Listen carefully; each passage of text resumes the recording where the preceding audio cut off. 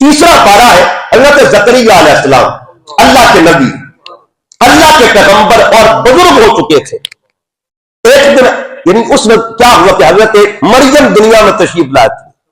حضرت مریم کی والدہ نے منت مانی اور اللہ کے حضور عرض کیا انی نذرت لک ما فی بطنی، مولا تیرے لیے میں منت مان رہی ہوں، جو کچھ میرے پیٹ میں ہے محررا تیرے نام پہ اسے آزاد کر دوں گی، تیری بندگی کے لیے وقف کر دوں گی، فتقبل منی، میری دعا قبول فرما دے۔ قرآن فرماتا فلما وضعتها، جب بچی پیدا ہوئی، قالت تو ماں نے کہا ربی انی وضعتها انثى، مولا یہ تو بیٹی پیدا ہوئی، کاش کے بیٹا ہوتا۔ اب اللہ قرآن میں کیا جواب دیتا ہے واللہ اعلم بما وضعت، اللہ بہتر جانتا ہے اس نے کس کو لانا ہے۔ اب چونکہ وعدہ کیا تھا کہ جو بھی پیدا ہوا بیٹا ہو یا بیٹی ہو تیری بندگی کے لیے وقف کر دوں گی، حسب وعدہ اسی طرح بچے کو اٹھا کے حضرت زکریا علیہ السلام کے حوالے کر دیا۔ قرآن فرماتا ہے وکفلھا زکریا، اب زکریا علیہ السلام اس بچی کے کفیل بن گئے۔ جب کفیل بنے نا، روزانہ اس بچی کی سنبھال کرتے خیال کرتے، ایک دن آپ اس حجرے میں جاتے ہیں جہاں وہ بیٹی بیٹھا کرتی تھی اور بیٹی بیٹھ کے اللہ کی یاد کرتی تھی۔ قرآن کہتا ہے حجرے میں داخل ہوئے تو کیا دیکھا؟ قرآن کہتا ہے کلما دخل علیہ زکریا المحراب، حضرت زکریا حجرے میں داخل ہوئے، وجد عندہا رزقا، کیا دیکھا؟ بچی بھی بیٹھی ہوئی ہے اور ساتھ بے موسم پھل پڑے ہوئے جن کا سیزن بھی نہ تھا، آؤٹ آف سیزن پھل کے۔ پوچھا یا مریم، اور پتر مریم نالا کے حاضر، پھل کہاں سے آئے ہیں؟ کون دے کے دیا ہے؟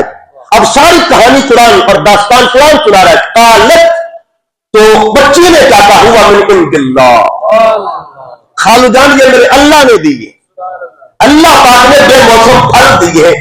اب دیکھیے گا حضرت زکریا کی عمر 90 سال ہو چکی تھی جب یہ معاملہ ہوا۔ اللہ بے موسم پھل دیتا ہے۔ ہنالکا، آپ نے مقام نہیں چھوڑا، حجرہ نہیں چھوڑا، ہنالکا بڑی کھڑے کھڑے کہا زکریا ربا، آپ نے ہاتھ اٹھا دیے، حجرے میں ہاتھ اٹھا دیے کہ مولا اگر مریم کو بے موسم پھل مل سکتا ہے مجھے بھی بے موسم پھل عطا فرما۔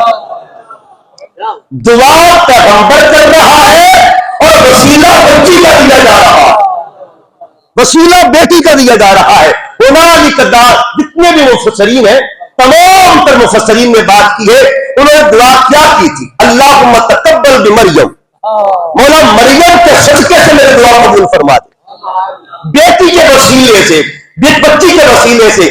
اب قرآن کیا کہتا ہے؟ ہنالک دعا زکریا ربہ، بڑی کھڑے کھڑے دعا مانگی، رب نے لفظ ہے وہ سننے والے، فنادت الملائکہ، ابھی وہاں سے ہلے نہیں، باہر نہیں گئے، اسی مقام پہ کھڑے، ہوا قائم، قرآن نے 3 لفظ جان، ہوا قائم، کھڑے بھی تھے، پوزیشن نہیں بدلی، یصلی، دعا بھی کر رہے تھے، پھر محراب، جگہ بھی نہیں بدلی، نہ پوزیشن بدلی، نہ حالت بدلی اور نہ جگہ بدلی۔ اللہ نے نقد و نقدی سودا عطا کیا اور سودا کیا عطا کیا، فرمایا یا زکریا انا نبشرک بغلام اسمہ یحییٰ، زکریا مبارک ہو تیرے گھر میں یحییٰ آنے والا۔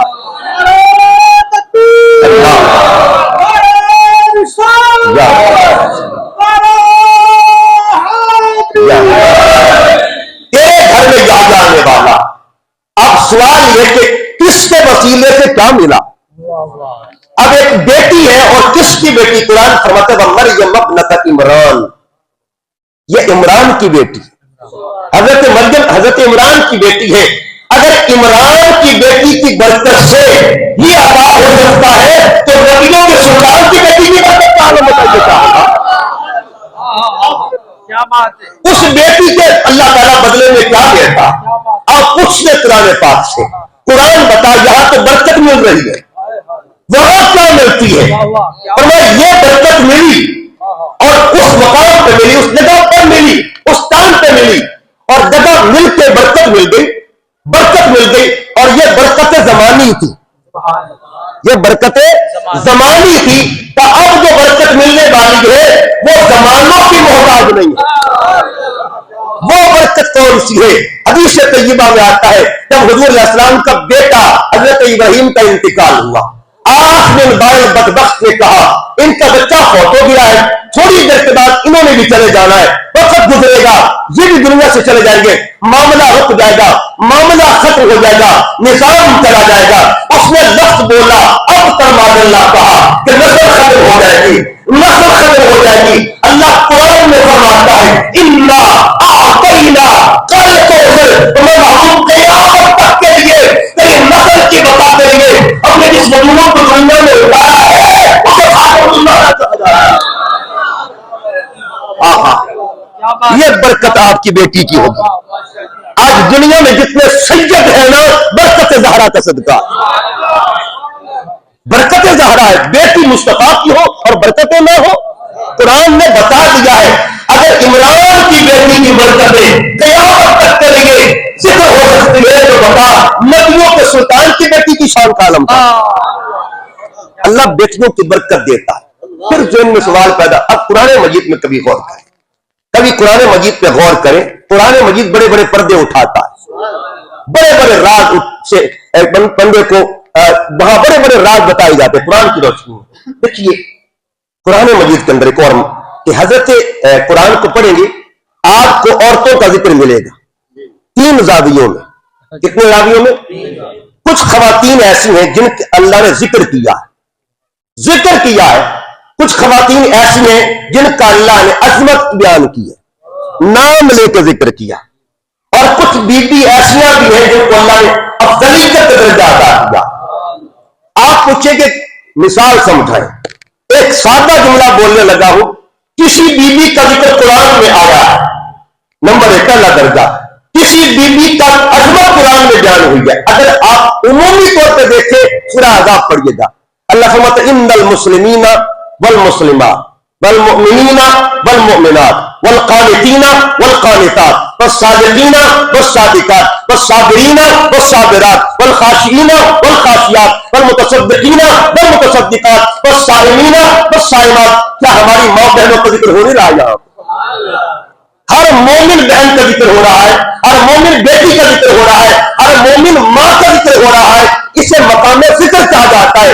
ایک مقام پہ اللہ عظمت بیان کرتے ہیں فذکر فی الکتاب مریم، اب یہاں نام لے لیا گیا کہ میری بندی مریم کا ذکر کرو، یہ عظمت کا اشارہ ہے۔ میرے مالک ایک وہ ہے جن کا ذکر قرآن میں آیا، ایک وہ ہے جن کی عظمت قرآن میں بیان ہوئی ہے۔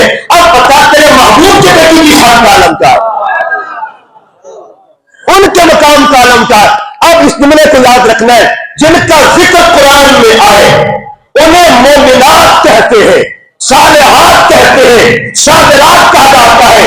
جن کی عظمت قرآن میں آئے اسے مریم بی بی کہتے ہیں، حاجرہ بی بی کہتے ہیں، اور جس کے گھر میں قرآن ہوتا ہے اسے بطول زہرا کہا جاتا ہے، اسے بطول زہرا کہتے ہیں۔ جن کے گھر میں قرآن نازل ہو، جن کے گھر میں قرآن آئے انہیں بطول زہرا کہا جاتا ہے۔ بات دور نہ نکل جائے، فرمایا اللہ تعالیٰ بچوں کا وسیلہ دیتا ہے۔ اب یہ 2 مثالیں کہ اب کبھی کبھی اللہ بزرگوں کا وسیلہ دیتا اور کبھی بچوں کا، 2 مثالیں دیتا ہوں اور دونوں مثالیں قرآن میں موجود ہیں۔ بزرگوں کا وسیلہ کیا اور بچوں کا وسیلہ؟ ایک بیوی ہے بیابان وادی میں، اس کے ساتھ ایک بچہ ہے، اب بچے کو لٹاتی ہے اور خود چکر لگاتی ہے، بچے کو لٹا دیا خود چکر لگاتی ہے۔ اللہ نے پھر پانی کہاں سے دیا؟ ان کے صدقے ملا کہ نہیں ملا بتائی، ان کے برکت سے ملا کہ نہیں ملا؟ اچھا پھر ایک بچے کا صدقہ ہے، بزرگوں کا صدقہ کیا ہے؟ حضرت ابراہیم علیہ السلام آپ نے جب کعبہ تعمیر کیا نا، اللہ نے اس بزرگ سے پوچھا اے خلیل مان کیا مانگتا ہے؟ ہم تیرے صدقے دنیا کو دے کچھ، مان کیا مانگتا ہے؟ قرآن مجید میں وہ دعا موجود ہے، اللہ کے پیغمبر نے ہاتھ اٹھا دیے، عرض کہ ربنا وابعث فیہم رسولا۔ اب 2 نعمتیں ملی ہیں، ایک نعمت ہے پانی والی، ایک نعمت ہے ذات والی۔ جس کے صدقے پانی ملا اس بچے کو اسماعیل کہا جاتا ہے، اور جن کے صدقے آمنہ کا علاج ملا اس بزرگ کو حضرت ابراہیم کہا جاتا ہے۔ اللہ بچوں کا صدقہ بھی دیتا ہے، اللہ بزرگوں کا صدقہ بھی دیتا ہے۔ قرآن مجید کو دیکھیے، قرآن مجید میں جب ہم بات کرتے ہیں بچوں کی اور بزرگوں کی، تو قرآن مجید ایک اور مثال بھی دیتا ہے. مثال دیتا ہے کہ اللہ رب العزت کے پیارے پیغمبر حضرت یوسف علیہ السلام، ان کے والد گرامی، یعنی کبھی کبھی اللہ بزرگوں کے ذریعے عطا کرتا. جب یوسف علیہ السلام کے بھائیوں نے معاملات کیے ان کے ساتھ، یوسف علیہ السلام کے ساتھ، اور ایک وقت وہ بھی آیا جب یوسف علیہ السلام تخت پر جلوہ گر ہوئے تھے. خواب سے معاملہ شروع ہوا، خواب پہ مکمل ہوا. یہ خواب بھی بڑے کمال کے ہوتے ہیں. اہل علم جانتے امام بخاری رحمۃ اللہ تعالی علیہ، ان کی کتاب بخاری شریف، بخاری شریف. اچھا، ایک مقام وہ تھا جب امام بخاری کی علمی زندگی کا آغاز ہو رہا تھا. آپ کی والدہ فرماتی ہیں، آپ کے والد کا نام تھا اسماعیل، خود اپنا نام ان کا تھا محمد، باپ کا نام اسماعیل تھا. فرماتے کہ بچپن میں نابینا ہو گئے. جب نابینا ہوئے تو ماں نے خواب دیکھا. تمام تر شارحین نے اس بات کو نقل کیا ہے. ماں نے خواب دیکھا، حضرت ابراہیم علیہ السلام تشریف لائے. آپ نے فرمایا بی بی پریشان کیوں ہے؟ عرض کیا بچہ اللہ نے دیا ہے، بیٹا دیا، لیکن ہے نابینا. خواب کے اندر ابراہیم علیہ السلام نے کہا کیا ہم نے دعا کر دی، بیماری واپس آ گئی ہے. خواب نے کہہ دیا کہ جب بیدار ہوئی امام بخاری دوڑ کے ماں کی طرف آ رہے. ماں نے پوچھا پتر خیر تھے، کہاں سے بیماری ملی؟ مسکرا کے 6 سال کی عمر میں بچہ کیا کہتے ہیں، ماں خود دعا کرواتی ہے اور خود مجھ سے پوچھ رہی ہے. خود دعا کرواتی ہے، خود مجھ سے پوچھتی ہے. یعنی یہ علمی زندگی کا آغاز، ایک علمی زندگی، ایک قلمی زندگی. جب بخاری لکھنا شروع کی اس وقت بھی معاملہ خواب کا تھا. تو خواب بھی اللہ والوں کا کمال ہوا کرتا ہے. حضرت یوسف علیہ السلام، آپ کا امتحان شروع بھی خواب سے ہوا اور امتحان مکمل بھی خواب پر ہوا. یہ قرآن مجید کے اندر دونوں، اول خواب کے لکھا ہوا، آخری خواب بھی لکھا ہوا ہے. پہلا خواب آپ نے بابا کو بتایا اور دوسرا وہ خواب تھا جس کی تعبیر پوچھی گئی تھی اور اس تعبیر کی بنیاد پر آپ کو رہائی ملی. تو یہ کہ آزمائش میں لے جانے والا بھی خواب تھا اور آزمائش سے نکالنے والا بھی خواب تھا. آپ نے کے ساتھ جو بھائیوں نے ظلم کیے، معاملات کیے، تو آخری وقت آ گیا. اب سارے بھائی مل کے سوچتے ہیں کہ چلو معافی مانگتے. معافی کس کے ذریعے ملے گی؟ وسیلہ کون بنے گا؟ سارے مل کے اپنے بزرگ کے پاس جاتے ہیں اور بزرگ کو کیا کیا، یا آبانا استغفر لنا ذنوبنا، بابا جان ہماری بخشش کی دعا کو کر دیگا، ہماری بخشش کی دعا فرمائے. تو باپ نے کیا کہا، سوف استغفر لکم ربی. قرآن کہنا کیا چاہتا ہے، معافیاں کس کے صدقے مل رہی ہے؟ کیا معافی لینی ہے یا بچوں کو وسیلہ پیش کرنا پڑے گا یا بزرگوں کو وسیلہ پیش کرنا پڑے گا؟ اب دیکھیے نا، جب بچہ دنیا سے کوئی جاتا ہے، مسلمان کا بچہ، تو آپ اکثر دیکھتے ہیں دعا مانگی جاتی ہے جنازے پر. بڑوں کے لیے دعا اور ہوتی ہے اور بچوں کے لیے دعا، اور پھر بیٹی ہو تو دعا اور ہے، بیٹا ہو تو دعا اور ہے. ایک بچہ ہے دنیا میں آیا، اس نے 1 منٹ سانس لیا، یعنی ہچکی بھی لی، تب بھی معاملہ جنازے کا طے ہو جاتا ہے. ہچکی لینے باہر آ کے بچہ ہے. اب اس نے 1 منٹ زندگی گزاری ہے، ابھی کان میں اذان بھی نہیں ہوئی اور نہ یہاں تک نوبت آئی تھی کہ اذان دلوائی جائے. اب اس کے جب وفات ہوئی، اب شریعت نے کیا کہا، اس کا جنازہ پڑھا جائے گا. بولا بچہ ہے، میرے مالک بچہ ہے، اس نے تو جرم ہی کوئی نہیں کیا، کیا اس کی بخشش کی دعا، اس کی مغفرت کی دعا؟ تو شریعت نے کہا کہ نہیں، اس کی بخشش کی دعا نہیں کروں، اس کو وسیلہ بنانا ہے. اس کو وسیلہ بنانا ہے. دعائی چینج کر دی، دعائی بدل دی کہ اگر بیٹا ہے تو کہو مل کے، خواہ جتنے بڑے صوفی ہو، جتنے بڑے عالم ہو، جتنے بڑے متقی ہو، پرہیزگار ہو، تمہیں دعا کرنی پڑے گی. کیا کہنا پڑے گا؟ اللہم اجعلہ لنا، اس بچے کو مولا ہمارے لیے بنا دے.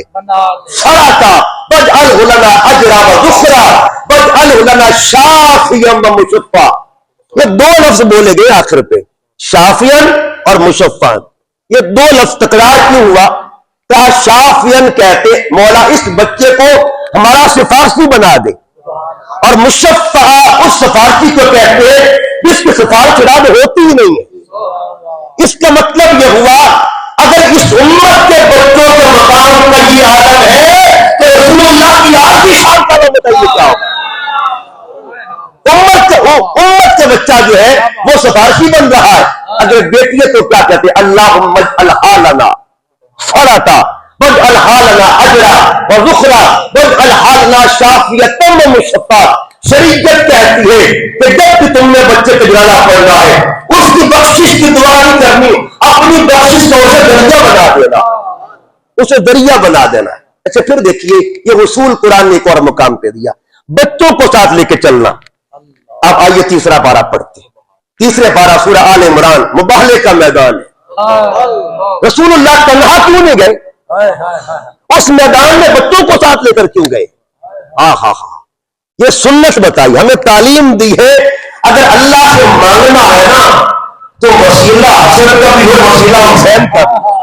تعلیم امت کے لیے آقا میدان مباہلہ میں آتے ہیں تو قرآن مجید نے کیا کہا؟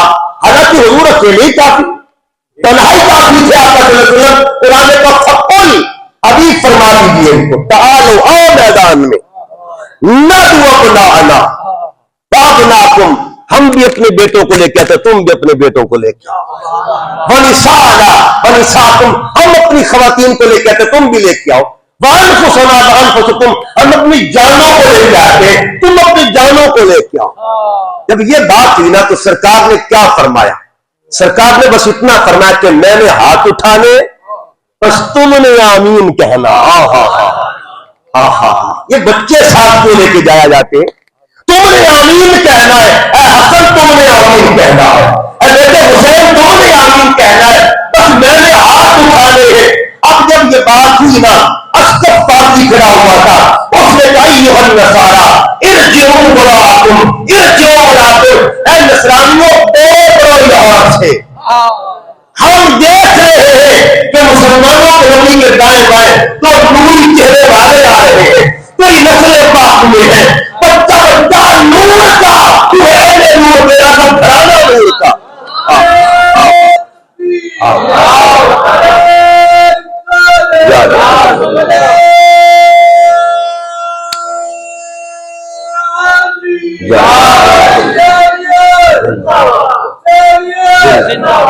بس اتنا کرنا کہ میں نے دعا کے لیے ہاتھ اٹھانے ہیں, تم نے بس آمین کہنا ہے. اب مجھے بتائیے جن کی آمین کی یہ طاقت ہے, اگر کربلا میں وہ ہاتھ اٹھاتے تھے, لیکن وہاں معاملہ دعا کا نہیں تھا, وہاں معاملہ رضا کا تھا. دعا کا معاملہ نیچے ہوتا ہے, رضا کا معاملہ اوپر ہوا کرتا ہے. ہم دعا والے نہیں ہیں, ہم کو رضا والے ہیں, ورنہ چشمے جاری ہو جاتے. وہ بھی رضا تھی, کا رضا والے ہیں, اور معاملہ رضا کا تھا. کہنے کا مقصد یہ, سرکار نے بچوں کو ساتھ شامل کیا, امت کو تعلیم دی, اگر کبھی دعا کرنی ہونا کسی بچے کو ساتھ بٹھا لیا کرو. شب برات, اب دیکھ رہے ہیں یہ شب برات گزری ہے, عام راتوں کی تب ایک پیکج ہوتا ہے. عام راتوں کا پیکج حدیث بخاری ہے, آقا اسلام فرماتے جب رات کا پچھلا پہر آتا, آخری پہر, اللہ اپنی شان کے مطابق پہلے آسمان پہ جلوہ گر ہوتا ہے. آخری پہر اس وقت جلوہ گر ہوتا ہے اور بندوں سے پوچھتا ہے حل من مستغفر, کیا کوئی ہے مجھ سے بخشش مانگنے والا؟ آخری پہر. اچھا یہ جو آخری پہر ہے نا, اس کا بھی انتخاب کیا, حکمت کیا تھی؟ اس میں بابے جاگ رہے ہوتے, اس میں بزرگ جاگ رہے ہوتے ہیں, ٹھیک ہے جی. اور جب شب برات کا معاملہ ہے تب آخری پہر نہیں, اب ساری رات کا معاملہ. مسلم شریف کے حدیث سے بات, ادھر سورج غروب ہوتا ہے 14 کی شام کا, اللہ اپنی شان کے مطابق پہلے آسمان پہ جلوہ گر ہوتا ہے. اس کی وجہ کیا کر, یہ وہ لمحے ہیں جب بچے بھی جاگ رہے ہوتے. اس لمحے اگر کوئی مانگی اللہ سے, بٹھائے کسی بچے کو ساتھ, اور اللہ سے کہنے مولا تھوڑی دیر کے بعد انہوں نے سو جانا ہے, اب وہ جاگ رہے ہیں نا مولا, ان کا صدقہ میری بخشش فرما دیجیے. یہ وسیلے رب نے دیے, اللہ نے بہانے دیے, اللہ نے بہانے بنائے ہیں ہمیں بخشوانے کے لیے, ہمیں بخشی کرنے کے لیے. تو بات دور نہ نکل جائے, اللہ رب العزت اپنے محبوب صلی اللہ علیہ وسلم کے بچوں اور بزرگوں کا کس طرح ذکر کرتا ہے. دیکھیے دنیا کا اصول ہے, اور اصول دنیا یہ کہ جب کوئی فقیر کسی دروازے پر جاتا ہے تو اس نے مانگنا اپنے بچوں کے لیے ہوتا ہے، روٹی اس نے اپنے بچوں کے لیے مانگنی ہوتی ہے، لیکن آگے دروازے پہ جا کے کس کے بچوں کی خیر مانگتا؟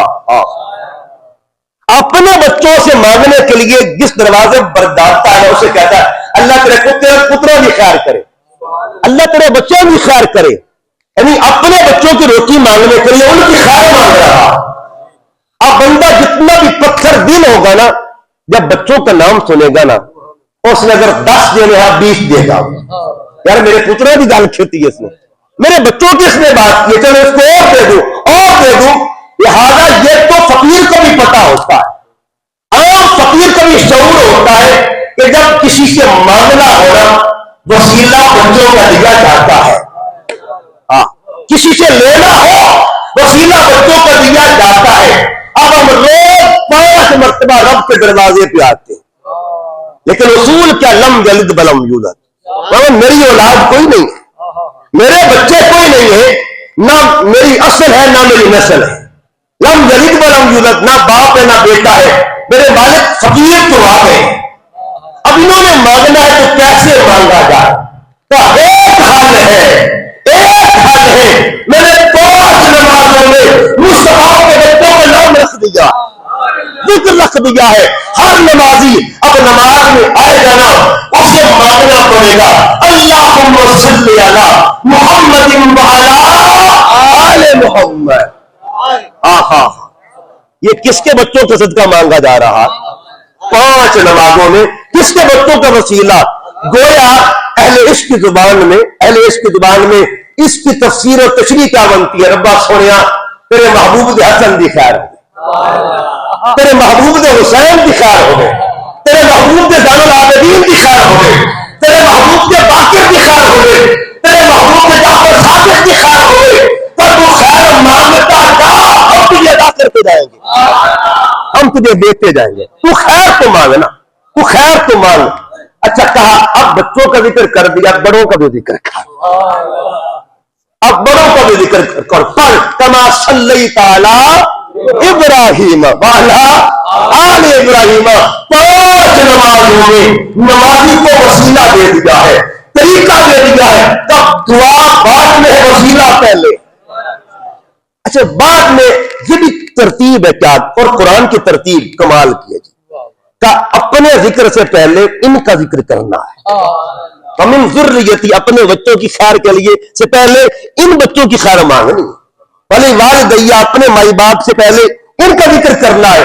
اب میں قرآن کی ترتیب بتاتا ہوں، اس طرح دیکھیے نا، میں نے پہلے آیت پڑھی المسلمین والمسلمات والمؤمنین والمؤمنات، مسلمان مردوں کی عورتوں کی سب کا ذکر ہے اس میں، لیکن اس سے پہلے بھی ایک ذکر ہے۔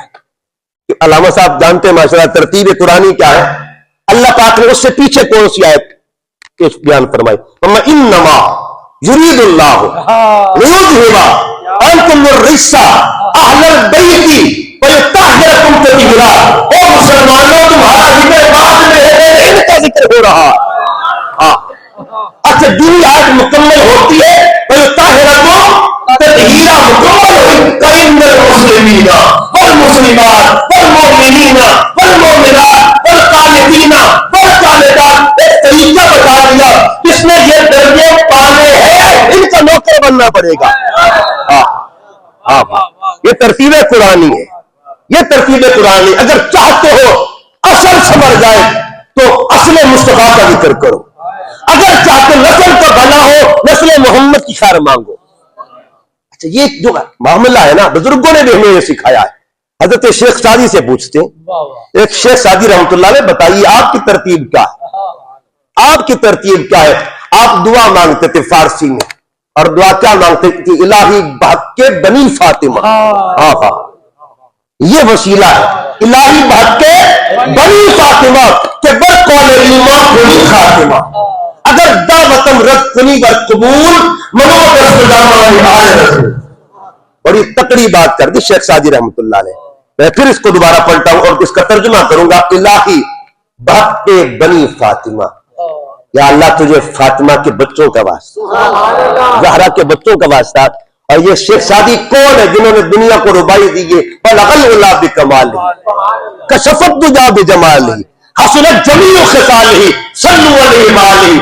اب آگے جو بات ہے نا، یہ الہی بات کے بنی فاطمہ کے بر قول ایمان، بر کہتے اوپر کو، بر قول ایمان، ایمان کے قول پر کنی خاتمہ، میرا خاتمہ ہو جائے۔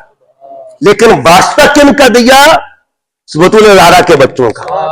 آگے ایک اور بات جو کیا نا، اگر دعوتم رد کنی بر قبول، سادی کہتے مولا اگر قیامت کے دن میری دعا رد ہو گئی نا، مایوس پھر بھی میں نہیں ہوں، پھر بھی سہارا ہے، امید ہے۔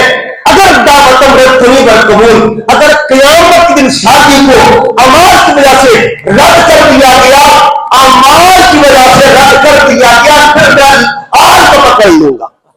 منو دست دامان آل رسول۔ اسی طرح امام شافعی رحمۃ اللہ علیہ کو دیکھیں، امام شافعی آپ کا مزار مبارک مصر میں ہے، مصر کے رہنے والے، اور ساری زندگی امام شافعی نے مصر میں گزاری، اور یہ وہ محدث ہے جن کو حدیثیں امام بخاری سے بھی زیادہ یاد تھی، یعنی امام احمد بن حنبل کو 10 لاکھ حدیثیں زبانی یاد تھی، امام بخاری کو 6 لاکھ حدیثیں یاد تھی، اور ان کے بارے میں اہل علم نے کہا 9 لاکھ حدیثیں زبانی یاد تھی۔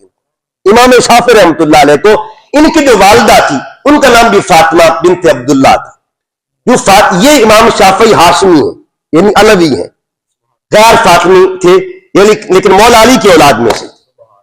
حضرت امام شافعی رحمۃ اللہ علیہ کی جو والدہ تھی نا، یعنی بچوں کو تربیت ملا کرتی ہے۔ آپ نے دیکھا کہ جب امام شافعی بیمار ہوتے تو آپ کسی دروازے پر جایا کرتی تھی۔ آج بھی مصر میں ایک ہستی کا دربار ہے، مزار ہے، جس طرح ہمارے یہاں لاہور میں داتا صاحب کا مزار ہے نا، اسی طرح مصر میں مصر کی ایک داتا ہے جن کو سیدہ نفیسہ کہا جاتا ہے، امام جعفر صادق کی بہو ہے وہ سیدہ نفیسہ۔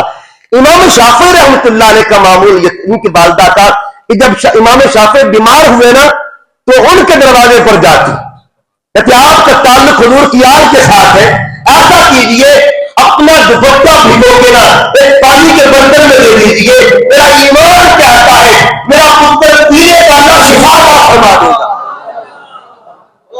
یہ تن کے بچوں کا وسیلہ دیا جا رہا ہے اور تن کے بچوں کا واسطہ دیا جا رہا ہے، تو اگر چاہتے ہو قیامت تک کے عمر کے لیے دعاؤ، آل رسول کے بچوں کا وسیلہ دے دو، اللہ قبول فرما دیتا ہے، اللہ قبول فرماتا ہے۔ ایک اور نام حضرت رابعہ، ایک ہے رابعہ بصریہ، ایک رابعہ ادویہ، 2 ہستیاں گزری۔ رابعہ بصریہ رابعہ چوتھی کو کہتے ہیں کہ بہنوں میں چوتھے نمبر پہ تھی، اس لیے ان کو رابعہ کہا جانے لگا۔ ایک رابعہ ادویہ بھی تھی، رابعہ ادویہ جو تھی وہ اللہ کی بڑی کمال بندی تھی، وہ بھی اللہ کی بندی تھی، جس طرح حضرت رابعہ بصری کمال بندی تھی، رابعہ ادویہ بھی کمال ہستی تھی۔ آپ ایک دفعہ حج پہ جا رہی تھی، جب حج پہ گئی نا تو آپ نکلی، اپنے گھر سے نکلتی ہیں تو آپ کے پاس سواری بھی تھی، کیا دیکھا قافلہ جا رہا ہے، اس قافلے میں ایک بزرگ خاتون بھی ہے، ایک بزرگ مرد بھی ہے، وہ ان کی سواری ذرا کمزور تھی، حضرت رابعہ ادویہ نے اپنی سواری ان کو پیش کر دی۔ یہ سخاوت مزاج کس کو دیا جاتا ہے اور کن کو ملتا ہے، آگے انشاءاللہ اس کا نتیجہ میں بتاتا ہوں آپ کو۔ جب ان کو دے دی، رحمۃ اللہ علیہ کا معمول ان کی والدہ کا کہ جب امام شافعی بیمار ہوئے نا تو ان کے دروازے پر جاتی، کہتے آپ کا تعلق حضور کی آل کے ساتھ ہے، ایسا کیجئے اپنا دوپٹہ بھگو کے نا ایک پانی کے برتن میں دے دیجئے، میرا ایمان کہتا ہے میرا پتر پینے کا اللہ شفا فرما دے گا۔ یہ تن کے بچوں کا وسیلہ دیا جا رہا ہے اور تن کے بچوں کا واسطہ دیا جا رہا ہے، تو اگر چاہتے ہو قیامت تک کے عمر کے لیے دعاؤ، آل رسول کے بچوں کا وسیلہ دے دو، اللہ قبول فرما دیتا ہے، اللہ قبول فرماتا ہے۔ ایک اور نام حضرت رابعہ، ایک ہے رابعہ بصریہ، ایک رابعہ ادویہ، 2 ہستیاں گزری۔ رابعہ بصریہ رابعہ چوتھی کو کہتے ہیں کہ بہنوں میں چوتھے نمبر پہ تھی، اس لیے ان کو رابعہ کہا جانے لگا۔ ایک رابعہ ادویہ بھی تھی، رابعہ ادویہ جو تھی وہ اللہ کی بڑی کمال بندی تھی، وہ بھی اللہ کی بندی تھی، جس طرح حضرت رابعہ بصری کمال بندی تھی، رابعہ ادویہ بھی کمال ہستی تھی۔ آپ ایک دفعہ حج پہ جا رہی تھی، جب حج پہ گئی نا تو آپ نکلی، اپنے گھر سے نکلتی ہیں تو آپ کے پاس سواری بھی تھی، کیا دیکھا قافلہ جا رہا ہے، اس قافلے میں ایک بزرگ خاتون بھی ہے، ایک بزرگ مرد بھی ہے، وہ ان کی سواری ذرا کمزور تھی، حضرت رابعہ ادویہ نے اپنی سواری ان کو پیش کر دی. یہ سخاوت مزاج کس کو دیا جاتا ہے اور کن کو ملتا ہے؟ آگے انشاءاللہ اس کا نتیجہ میں بتاتا ہوں آپ کو. جب ان کو دے دی سواری، ان کی کمزور سواری لے لی، تھوڑی دیر جا کے وہ سواری نیچے بیٹھ جاتی، وہ چلنے کا نام نہیں لیتی. اب امتحان تھا. عراق سے مکہ مکرمہ تک پیدل سفر آپ نے فرمایا. عراق سے مکہ تک پیدل سفر کیا.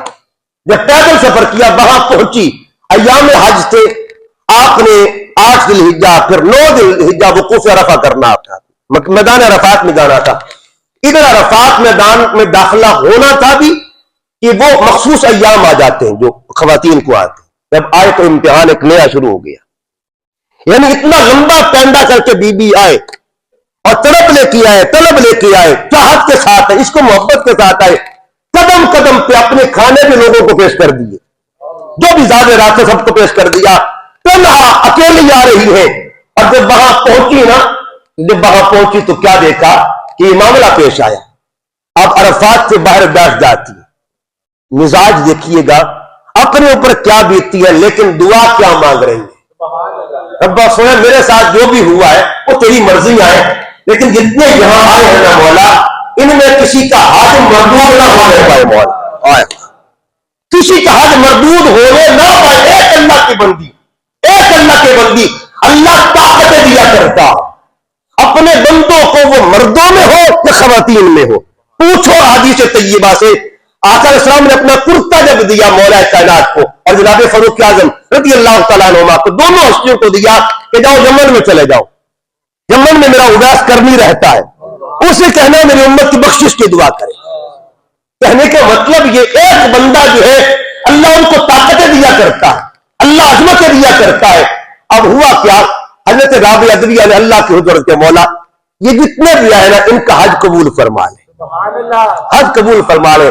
جب شام ہوئی نا، ایک اللہ کے ولی کی ملاقات ہوتی ہے. اس نے کہا رابعہ ادویہ تو نے اللہ سے بہت کچھ لے لیا ہے، اس میں راز کیا ہے، حکمت کیا ہے؟ اب جو حضرت رابعہ ادویہ نے بات کی نا، انہوں نے کہا میرا کمال کوئی نہیں ہے. پھر بتا کس کا کمال ہے؟ ہمارے امام موسیٰ کاظم کی برتن دھویا کرتی تھی، ان کے بچوں کی خدمت کیا کرتی تھی. خدمت کرتے کرتے ان بچوں نے دعائیں دی ہے، اللہ نے میرا کام بڑھا دیا.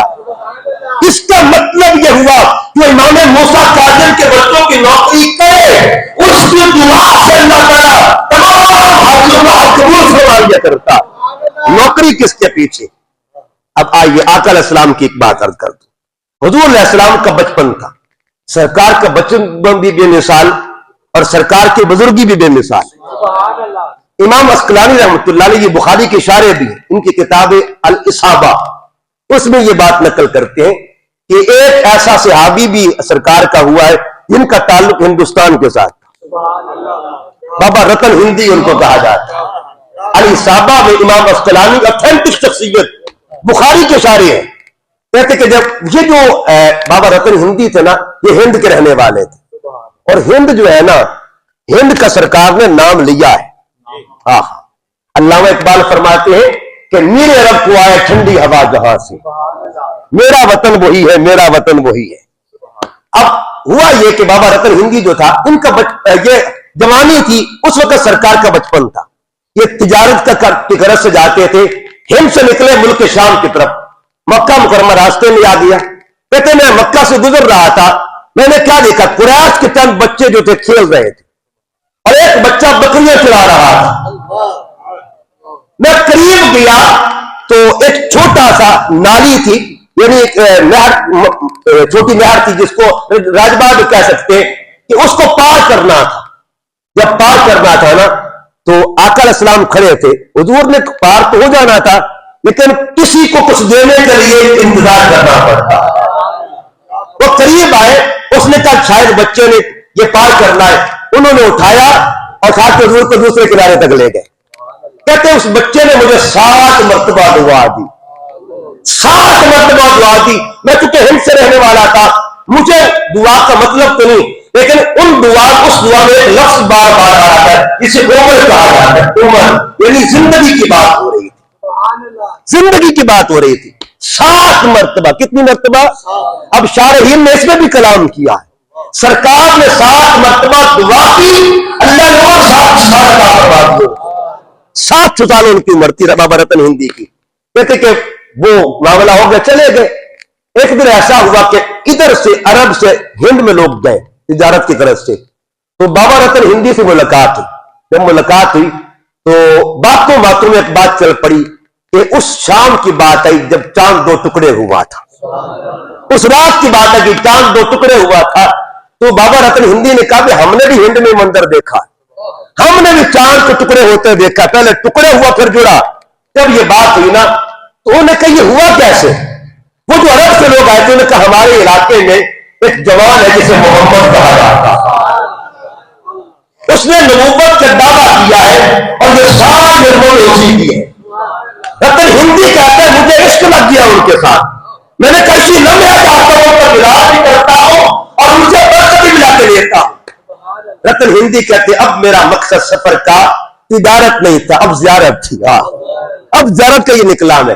جب نکلا مکے میں پہنچا, اہل مکہ نے کہا کہ وہ تو مدینہ جا چکے. کہتے پھر میں نے وہاں سے سفر پکڑا, مدینہ چلا گیا. جب مدینہ پہنچا حضور علیہ السلام مسجد نبوی میں موجود تھے. وقت لگ گیا چل جاتے جاتے مسجد نبوی میں موجود تھے. تو میں نے سرکار کی بارگاہ میں سلام عرض کیا اور میں نے عرض کیا کہ مجھے بھی کوئی کرشمہ دکھائیں تاکہ میں بھی آپ کا کلمہ پڑھ لوں. سرکار مسکرا پڑے, فرمایا رتن ہندی تجھے بچپن والی دعا یاد نہیں ہے؟ آئے خائے آئے خائے, تجھے بچپن والی دعا یاد نہیں ہے؟ یاد نہیں ہے جب اتنی بات ہوئی اس کی چیز نکل جاتی ہے. مطلب وہ دعا یاد نہیں ہے, قدموں میں گر جاتا ہے اور 15 دن حضور علیہ السلام کے پھر پاس رہا. آقا نے پھر فرمایا جاؤ اب ہند میں جا کے میرا پیغام عام کرو. 700 سال کے بعد انتقال ہوا. بٹھنڈا اسٹیشن جو ہے انڈیا کا بٹھنڈا علاقہ بھی ہے, وہاں ان کا مزار موجود ہے آج بھی.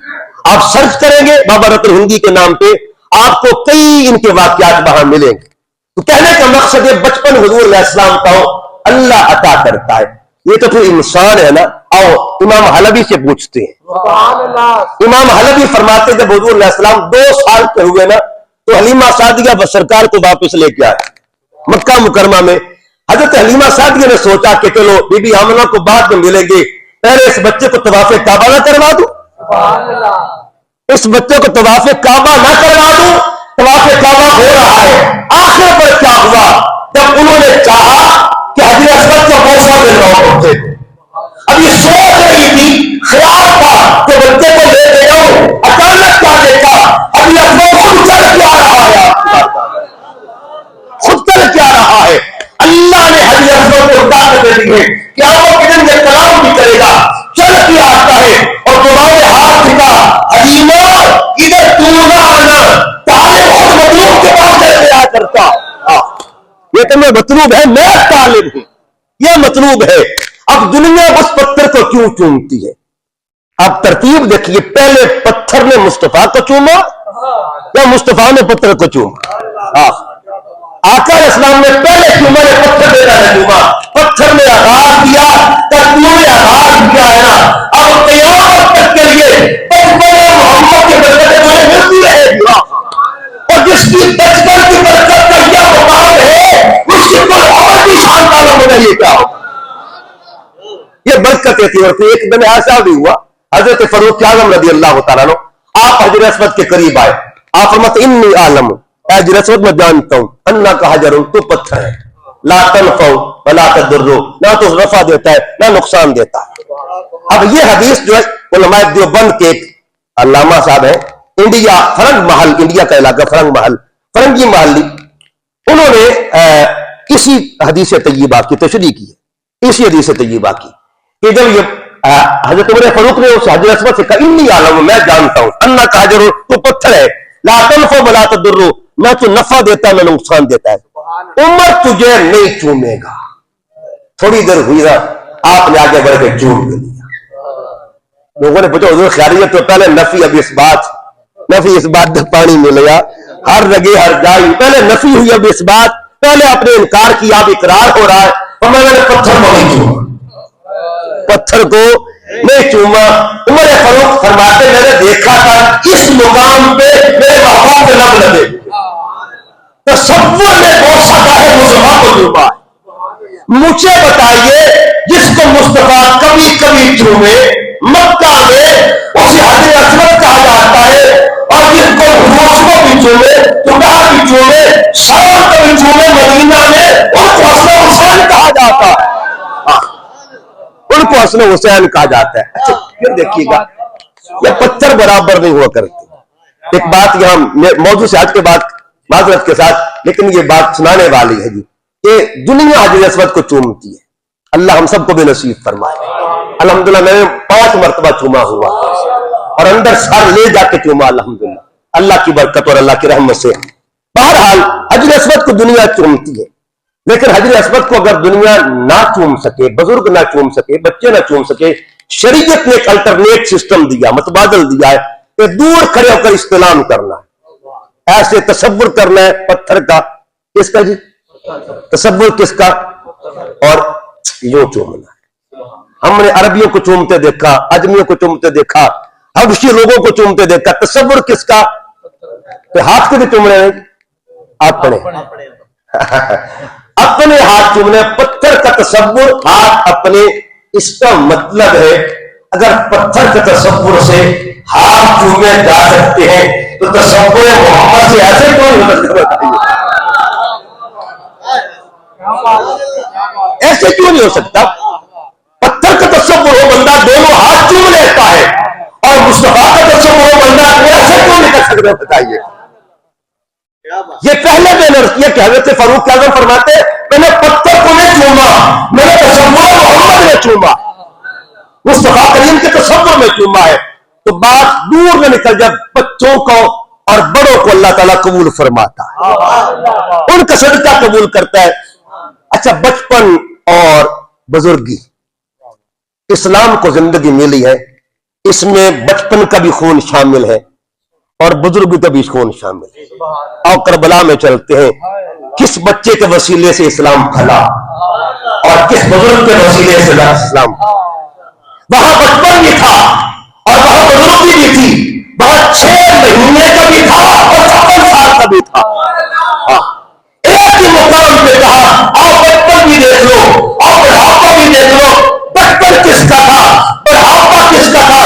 بچپن بھی آل محمد کا ہے, بڑھاپا بھی آل محمد کا ہے. بچپن بھی نسل رسول کا ہے, بڑھاپا بھی نسل رسول کا ہے. تو قیامت تک کے لیے اسلام کو اگر زندگی ملی ہے, اس میں اثر کا بچپن شامل ہے اور حسین کی بزرگی شامل ہے. اس کے وسیلہ کتنا کمال کا, ہمیں وہ دین ملا ہے, اس میں بچوں کا بھی فیض ہے, بزرگوں کا بھی فیض ہے, اور یہ ہمیں بچوں کے صدقے بھی ملا, بزرگوں کے صدقے بھی ملا ہوا ہے. ہم نہ بچپن کو بھول سکتے ہیں اور نہ بزرگی کو بھول سکتے. بس ایک پیغام دے کے بات ختم کرنا چاہتا ہوں. 2 ہستیوں کی بات کروں گا, 2 شخصیات کی. ایک شخصیت کو شبیر شاہ حافظ آبادی رحمۃ اللہ علیہ, اور دوسری شخصیت شیخ الاسلام ڈاکٹر طاہر القادری مدد اللہ علیہ. دونوں کا ایک چھوٹا سا واقعہ. حضرت پیر شبیر شاہ حافظ آبادی رحمۃ اللہ علیہ ایک دفعہ صادق سیالوی صاحب کے مدرسہ میں آپ کا خطاب ہوا تھا, اور میں نے وہاں خطاب ان کا سنا. سامنے بیٹھ کے انہوں نے ایک بات کہی تھی. انہوں نے کہا جب بھی میں مدینہ طیبہ میں جاتا ہوں نا, جب بھی جاتا ہوں, میں نے ڈائریکٹ کبھی حضور کے روضے پہ حاضری نہیں دی, بلکہ میں سامان رکھتا ہوں ہوٹل میں اور آقا صلی اللہ علیہ وسلم کی امی جان کی قبر پہ جایا کرتا ہوں. گاڑی پکڑتا ہوں, مقام ابوا پہ جاتا ہوں, ابوا کے مقام پہ جا کے نا حضرت بی بی آمنہ کو سلامی پیش کرتا ہوں, اور سلامی پیش کر کے میں ایک عرضی پیش کرتا ہوں. بی بی صاحب دنیا کا دستور ہے کہ کسی کا بیٹا افسر ہونا, بڑا آدمی وہ ہو اور بڑی عظمت والا ہو, اس سے کام کروانا ہو اور کام نکلوانا ہو تو اس کے مائی باپ کا وسیلہ دیا کرو, یا ماں کے ذریعے مناؤ یا بابا کے ذریعے مناؤ.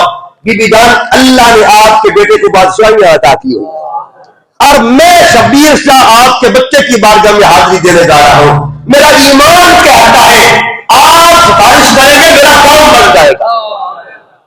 امام سیوطی رحمۃ اللہ علیہ کو دنیا جانتی ہے, اور اس پہ علماء دیوبند نے بھی لکھا اور ہمارے اکابرین نے بھی لکھا.